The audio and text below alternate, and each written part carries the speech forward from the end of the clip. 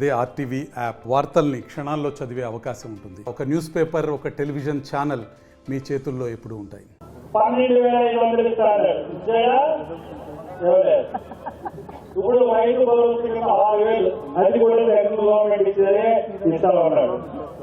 వడ్డీ లేని పంట రుణాలు ఇచ్చాడా? ఉచితంగా బోర్లు ఒక్క బోర్లు కూడా ఇచ్చారు. వ్యవసాయానికి పగలు కూడా 8 గంటల ఉచిత విద్యుత్ ఇచ్చాడా? ఇవ్వలేదు. 3,000 కోట్లలో ధరలు స్వీకరణ చేశాడా? చేయలేదు. ఆక్వారైతులకి రూపాయలతో కరెంటు ఇస్తానని ఇచ్చాడా? అది ఇవ్వలేదు. వ్యవసాయ ట్రాక్టర్లకు ట్యాక్స్ రద్దు, టోల్ ఫీజు రద్దు, ప్రమాదవశాత్తు ఎవరైనా చనిపోయినా ఆత్మహత్య చేసుకున్నా వాళ్ళకి 7 లక్షలు ఇస్తాను. 7 లక్షలు ఎవరినే కాకుండా వాళ్ళ దగ్గర నుంచి అప్పులు వచ్చి అప్పులు వాళ్ళు కానీ తీసుకుంటారేమో. కాబట్టి ఆ అప్పులు వాళ్ళకి ఆ డబ్బు అందుకున్న ఆ కుటుంబానికి చెల్లించినట్టు ఒక చట్టాన్ని అసెంబ్లీలో తీసుకొస్తారు. తీసుకొచ్చారంటే అది ఇక పోతే ఇలాంటి స్కీములు మనం చూసుకున్నట్లయితే ఈ నవరత్నాల్లో మనం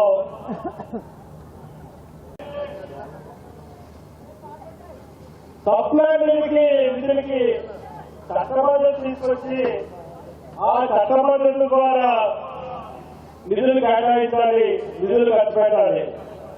ఎందుకంటే సప్లై నిధులు అంటే ఒక్క మన రాష్ట్రానికే, మన రాష్ట్రం తెలంగాణకే చట్టబద్ధత ఉంది.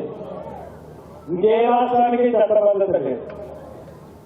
నిజంగా సెంట్రల్ గవర్నమెంట్ కానీ స్టేట్ గవర్నమెంట్లు కానీ నిజంగా సక్రమంగా ఈ సప్లై ఎస్సీ కాంపోనెంట్ నిధులు కానీ ఖర్చు పెట్టుంటే దళితుల పరిస్థితి ఈ రకంగా ఉండదు. 75 లక్షల కోట్లు ఈ సప్లై నిధుల్ని దుర్వినియోగం చేసినాయి ప్రభుత్వాలు.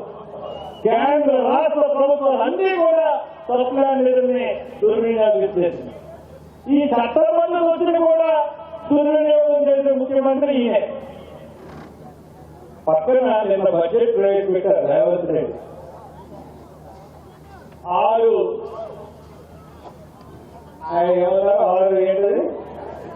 6 గ్యారెంటీలు, ఉచిత గ్యారెంటీలు. బస్సులో స్త్రీలకి ఉచిత బస్సు అని అలా 6 గ్యారెంటీలు చేశారు. దానికి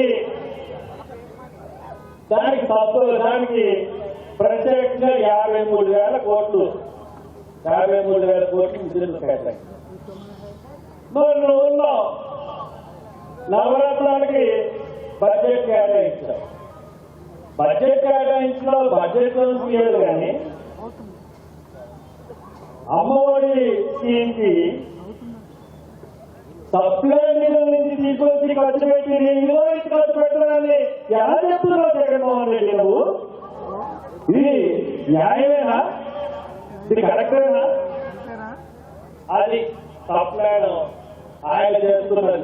అభివృద్ధికి ఖర్చు పెట్టమంటే ఆయన ఉచితానికి, ఆయన నవరత్నాలకి ఖర్చు పెట్టుకునే సమస్య. ల్యాండ్ పర్చేజింగ్ స్కీమ్ పేదలందరికీ కూడా కేవలం ల్యాండ్ కొని 2 ఎకరాలు, ఎకరో 3 ఎకరాలు కొని దాన్ని పేద రైతులకు ఇస్తే వాళ్ళు వ్యవసాయం చేసుకుంటారని ఈ ల్యాండ్ పర్చేజింగ్ స్కీమ్. ఈ రోజు ఈ స్కీమ్ రద్దు చేసేశాడు. ఈ రోజున ఎవరికి ఆయన యాత్ర 2 సినిమా చేసిన డైరెక్టర్కి, ప్రొడ్యూసర్కి 2 ఎకరాలు హార్సీలో కట్టుబెట్టాడు. అంటే పేదలు పొట్టగొట్టి నువ్వు ఎవరికి ఇస్తున్నావు? ప్రభుత్వ భూములు పరాబడా కంపెనీలకి, లేదా అదానికి ఇస్తావు 1,000 కోట్ల, వేల ఎకరాలు, లేదా అంబానీకి ఇస్తావు, లేదంటే నీతో ఉన్న వాళ్ళకి నిన్ను సపోర్ట్ చేసిన వాళ్ళకి, లేదంటే కోడి కట్టించి నీకు గాయం అయితే కట్టు కట్టి డాక్టర్కి సలహాలు ఇస్తాం. ఇటువంటి పనులు నువ్వు చేసే పరిస్థితి. ఇకపోతే best available scheme, school scheme. ఈ స్కీమ్ ద్వారా మన పిల్లలు 1వ క్లాస్ నుంచి ఇంటర్మీడియట్ వరకు చదువుకునే పరిస్థితి. రాజమండ్రిలో చదువుతున్న పేద పిల్లలు వాళ్ళ తీసుకోవడంలో ఒక 500 మంది సెలెక్ట్ చేసి వాళ్ళందరినీ మంచి మంచి స్కూల్లో జాయిన్ చేసి వాళ్ళందరికీ ప్రభుత్వం ఫీజులు కడుతూ ఇంటర్మీడియట్ స్థాయికి వచ్చినప్పటికీ ఇంటర్మీడియట్ లో ఒక 35,000 ఫస్ట్ ఇయర్, 35,000 సెకండ్ ఇయర్ పెట్టి కార్పొరేట్ కాలేజీలో జాయిన్ చేసే వరకు చదివించే స్కీమ్ ఇది. ఇంత మంచి స్కీమ్ ని తీసేశాడు. మొన్నే సుప్రీంకోర్టు జడ్జిమెంట్ ఇచ్చింది. ఇది చాలా అన్యాయం. ఈ స్కీమ్ మరిన్ని వీడియోస్ కోసం ఛానల్ ని సబ్స్క్రైబ్ చేయండి, లేటెస్ట్ అప్డేట్స్ కోసం వాట్సాప్ ఛానల్ ని ఫాలో చేయండి అండ్ లింక్ డిస్క్రిప్షన్ లో ఉంది.